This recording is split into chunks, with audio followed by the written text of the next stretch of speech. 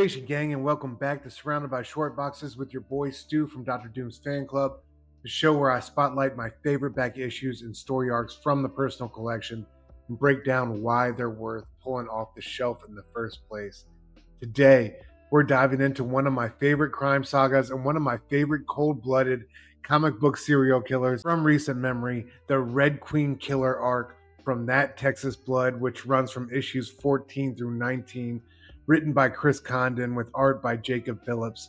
To me, this is the series' best story to date, and it's a perfect encapsulation of what this book does so well as a whole, striking a gripping balance between rural noir, character-driven drama, and creeping dread.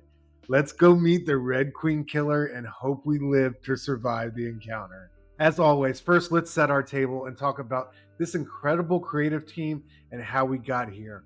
Our writer Chris Condon grew up in New Jersey, far from the dry, dust-choked back roads of Texas, but his love for that region grew out of movies and literature.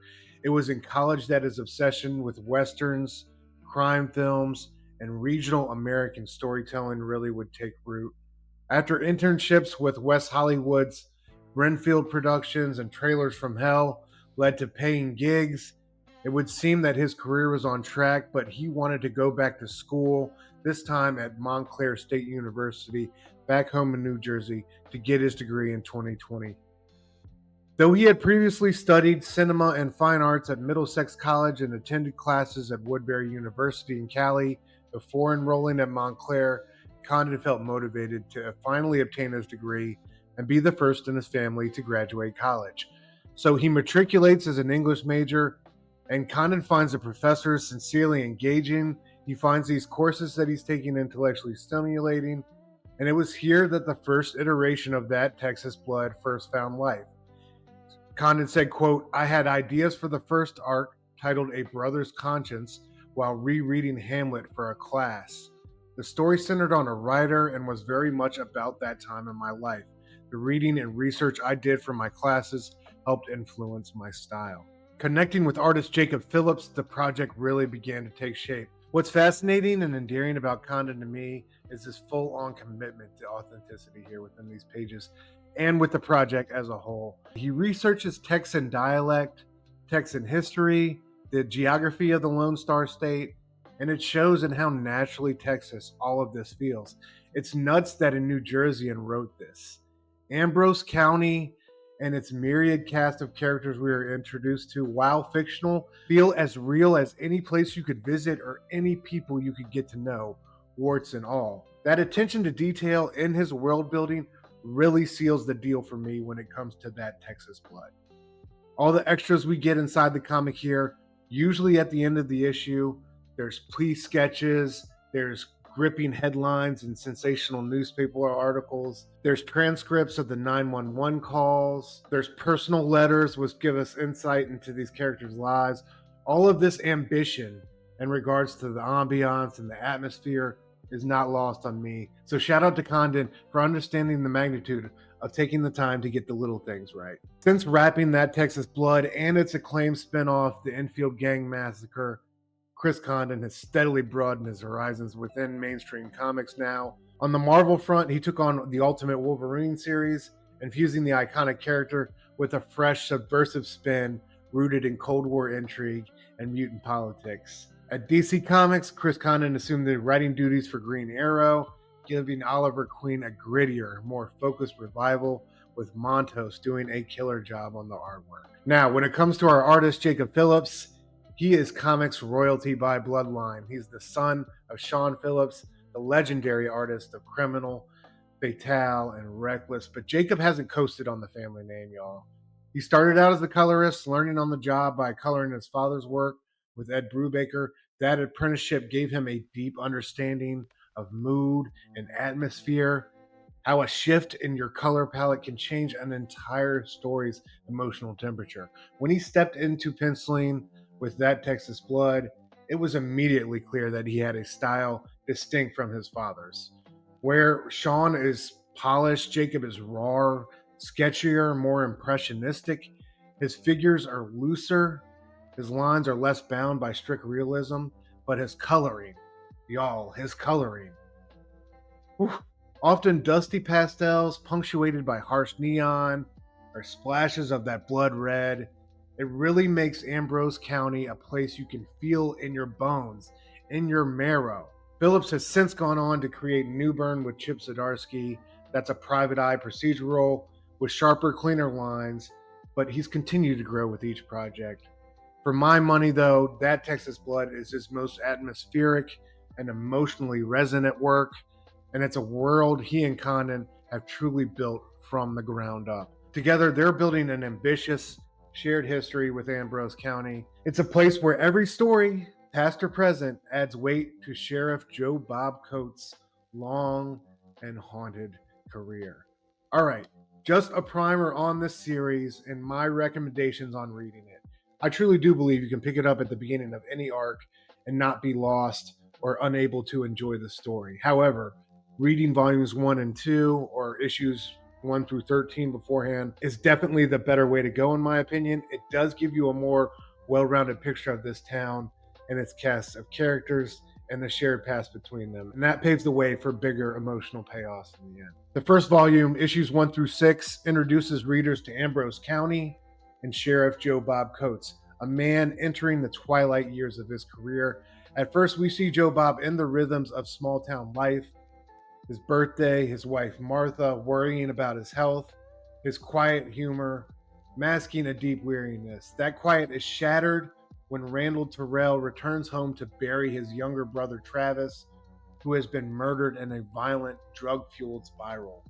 As Randall digs into what really happened, he discovers the ugliness running under Ambrose's surface, ultimately succumbing to the same cycle of anger and blood that killed his brother. For Joe Bob, the case is another reminder that his county is never as calm as it looks on the surface. The volume closes with him burdened once again by the knowledge that keeping the peace in Ambrose often means just managing your grief. The second volume, issue 7 through 12, subtitled Eversol, 1981, flashback more than a decade to Joe Bob's earlier years in uniform under his mentor, Sheriff Sam Baker. When ritualistic murders tied to a cult erupt in Ambrose County, Joe Bob finds himself tested as he helps investigate the case. But it's not only the killer that defines this story, it is the awful tragedy within the department itself. On a fateful July 4th, Sheriff Sam is murdered right next to Joe Bob. It's a trauma that burns itself forever into his psyche, obviously. Joe Bob inherits not just Sam's badge, but the weight of the memory and what could have been with his death. And he's carrying the knowledge that the job is bigger and crueler than one man can often bear. This arc juxtaposes gruesome crime with the painful passing of the torch, showing the moment Joe Bob truly becomes the sheriff we know in this story.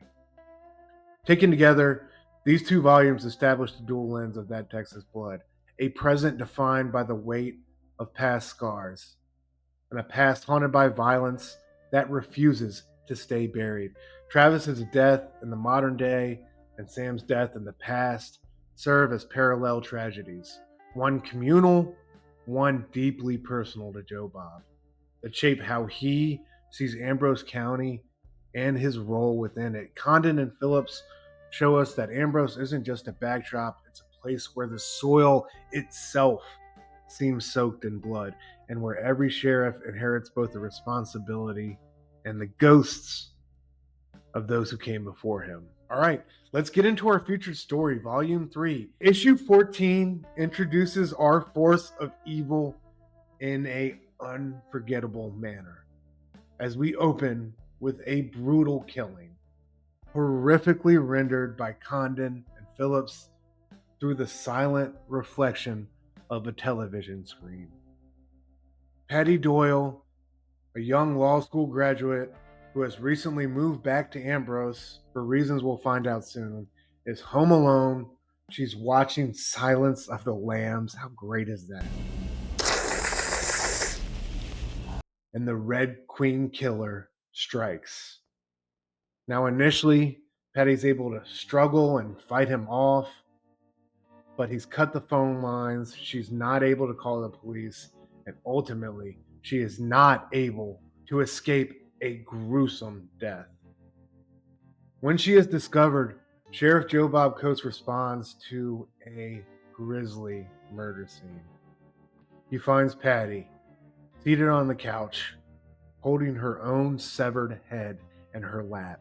Not only that, but the Red Queen killer leaves a bloody queen chess piece as his calling card at the police station in town.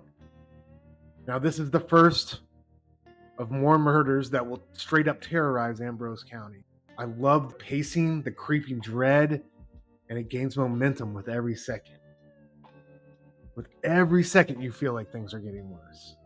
Condon and Phillips don't rush into the investigation. They just let the horror sit and bake.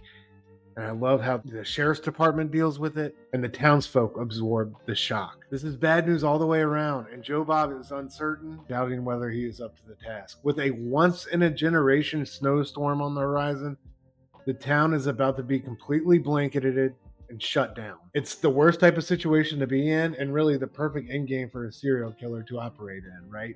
And claim as many victims as he wants to. What I was talking about earlier in regards to all the little extra bits of paperwork and news articles, etc., that these creators add to the sauce of the story here at the end of the issues, we have 2 extra pages here that add so much depth to this story and our first murder victim here, Patty Doyle. First, we get a copy of a letter she wrote to a firm turning down a lucrative job offer at a West Coast firm in LA, citing her ambition to come back home, practice law in Ambrose County, and provide services to the people here who so desperately need it. On the next page, it's a clipping from a little local newspaper article from further back in time in which the town is celebrating Patty's graduation from University of Texas at Austin and her acceptance into UCLA Law School. These 2 little pieces of paper tell us so much about Patty Doyle and the huge, gaping loss that Ambrose has just suffered. She's a hometown girl, tried and true, who could practice law at a big firm pretty much wherever she wanted, but her sense of Ambrose pride and her desire to help the citizens of her hometown outweighed those more lucrative prospects. That she was such a bright star who had her light snuffed out way too soon makes you feel her death all the more on your way out of the first issue in the story. I just love that. And these little extra memos that we get at the end of every issue continue to add layer and depth and nuance to this book and its character and such subtle yet profound methods to me. It's because of these 2 pages that in this next issue, issue 15, when the sheriff goes to break the news to Patty's father that his daughter's been gruesomely murdered, you feel all the raw emotion in the interaction. It's a quiet, incredible 3 pages that are absolutely devastating. The rest of the issue sees Lou, who runs dispatch for the sheriff's department, badly shaken by both Patty's death and the arrival of the Red Queen killer, who has previously been claiming victims in the El Paso area. Lou is especially rattled as she was the one who spoke with the killer over the phone when he left the chess piece on the front steps of the sheriff's department. So Lou, Joe Bob, and the rest of the staff are trying to wrap their head around this ominous storm of snow and death that has just rolled into town. Joe Bob decides to address the town as a whole via the local radio station and warns them about the twofold danger that is headed their way, both the weather and the wicked. After warning the town, Joe Bob and his deputy Willie soon find an abandoned big rig on the outskirts of town.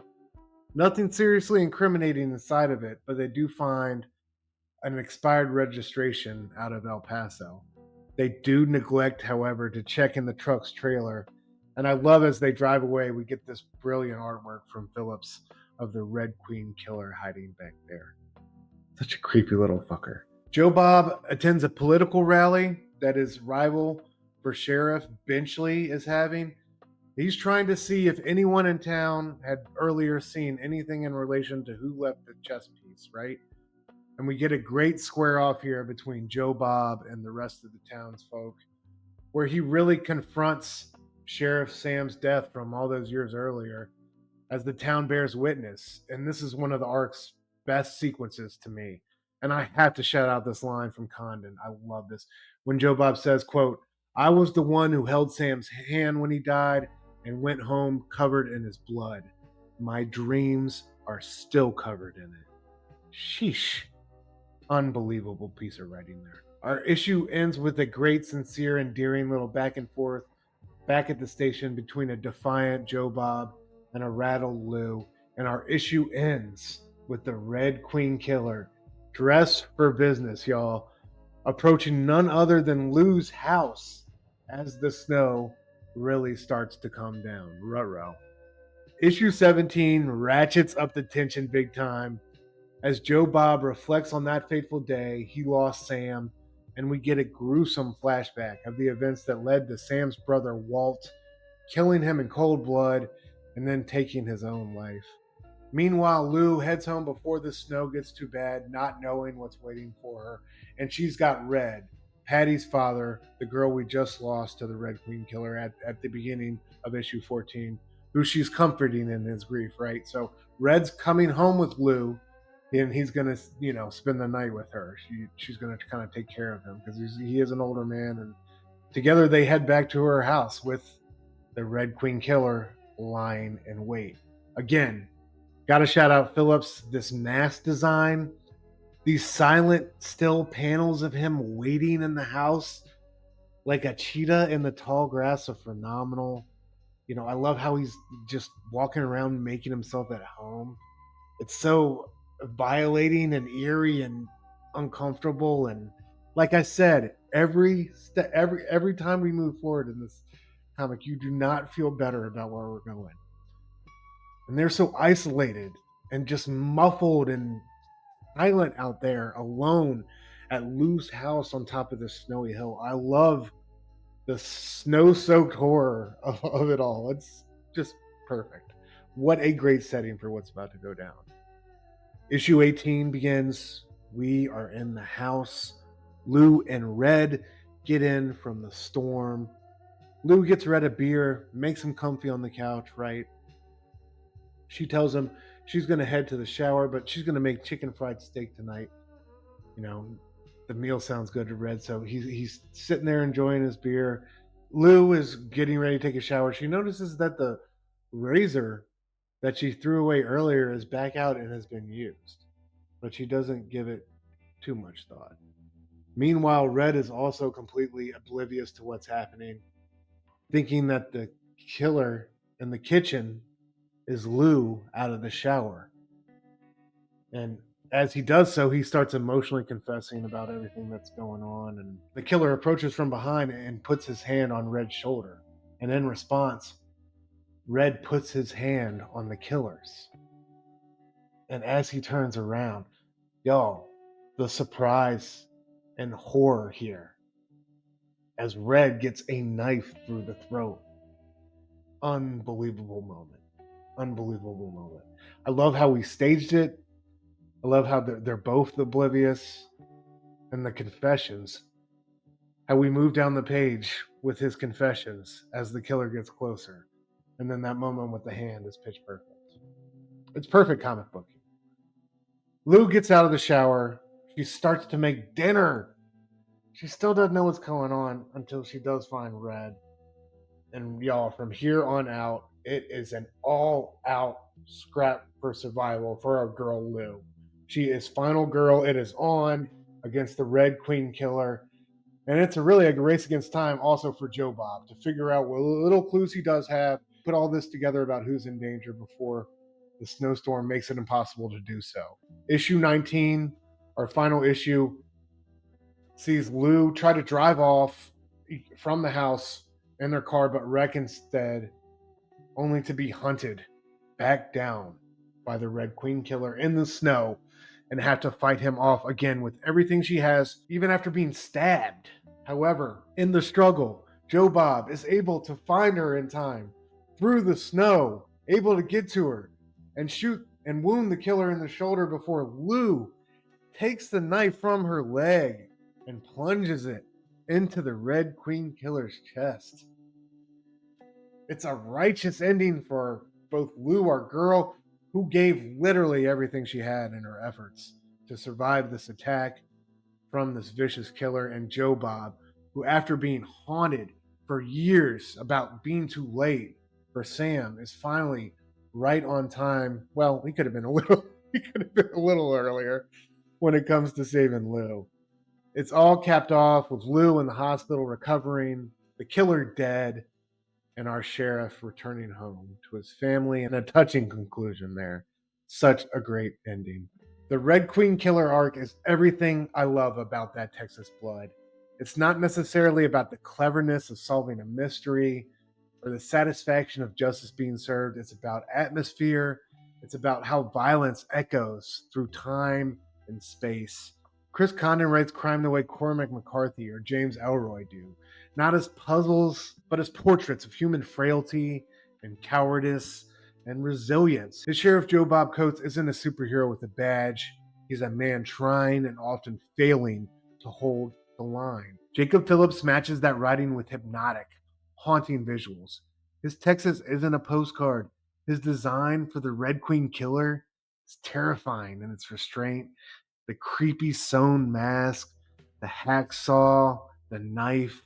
He's faceless, and he's the kind of killer who could be anyone lurking in the quiet of Ambrose County. Setting the murders against a rare Texas snowstorm only heightens that dread, turning familiar roads and homes into alien hostile spaces where silence cuts deeper than any scream. And at the heart of it is our boy, Sheriff Joe Bob Coates. For once, after decades of being too late or carrying the weight of someone else's death, he's able to save Lou, arrive in time, stop the killing. Doesn't erase the trauma, but it shows us a sheriff who, at least this time, was able to pull someone back from the brink. And that mix of bleak horror but stark beauty, and that hard-earned grace, all serve to remind me that in the end, our scars are what shape us. That's it for me this time, gang. Make sure you like and subscribe to the Dr. Dooms fan club with those notifications on so you don't miss out on any more great comic book content. Stay surrounded by short boxes, my friends. Till we meet again on Doomsday.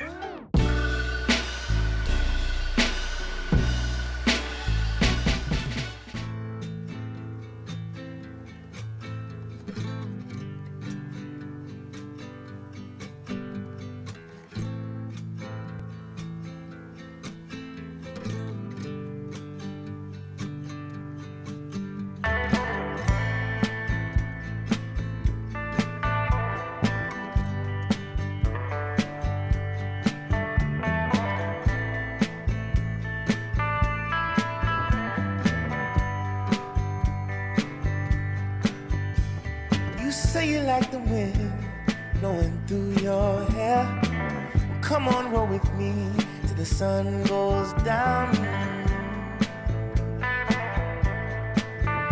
Texas sun.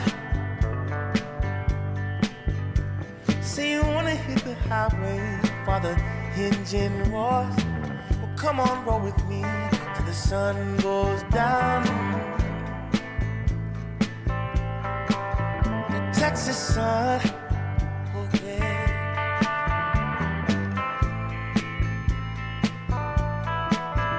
Texas sun, caressing you from Fort Worth to Amarillo.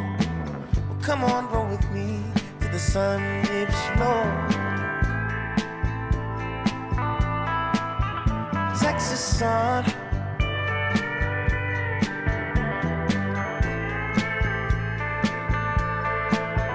Texas sun, oh girl.